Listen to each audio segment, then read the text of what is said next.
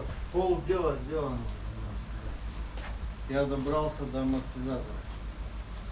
Ура! А вторая половина дела из чего состоит? Снять.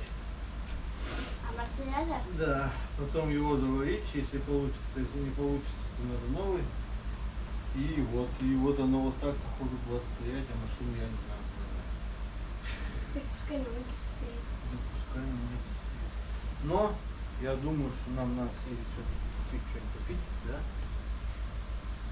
Что тут без толку сидеть? Сейчас что-нибудь. Куда поедем? Не знаю.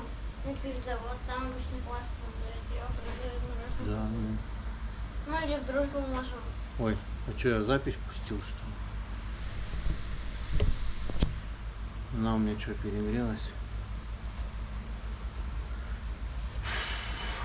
Это, конечно, можно. Сегодня вытаскиваем задний амортизатор Kawasaki vn800. Вдруг у кого такая же проблема, лопнул. Он лопнул вот в этом месте.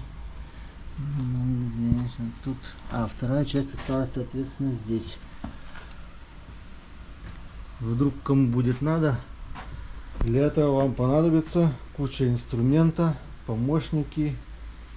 В мануале написано, что нужно снять крыло, снять глушители, снять все. Вот этот бардачок.